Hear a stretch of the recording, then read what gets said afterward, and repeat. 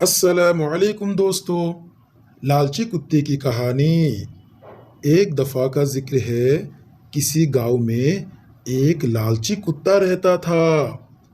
एक दिन वो भूख की वजह से खाने की तलाश में इधर उधर घूम रहा था। काफी देर बाद वो एक कस्साब की दुकान पर पहुंचा। कस्साब को कुत्ते पर काफी तरस आया और उसने एक हड्डी उठाई जिस पर कुछ गोश्त था और कुत्ते की तरफ फेंक दी। कुत्ता वो हड्डी लेकर वहां से चला गया। उसने सोचा कि खाने से लुत्फ अंदोज होने के लिए किसी वीरान जगह जाना चाहिए, इसीलिए वो एक दरिया के किनारे चला गया। लेकिन ये जगह भी उसे महफूज ना लगी। चुनांचे उसने दरिया की दूसरी तरफ जाने का सोचा और दरिया को पार करने के लिए कुत्ता पुल पर चढ़ गया। जब वो पुल उबूर कर रहा था तो इसने नदी के ठंडे पानी में अपना अक्स देखा। कुत्ते ने सोचा कि पानी में एक और कुत्ता है जिसके मुंह में हड्डी है।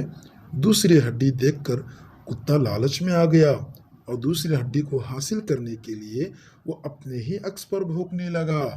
मुंह खोलते ही उसकी हड्डी पानी में गिर गई।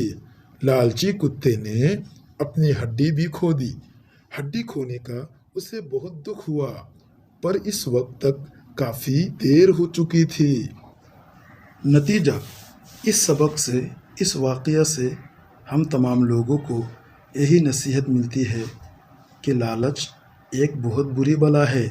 इससे हम तमाम लोगों को बचना चाहिए। जो कुछ अल्लाह ने आपको दिया है उसी पर शुक्रिया अदा करना चाहिए, बल्कि लालच एक खुद लानत है। अस्सलाम।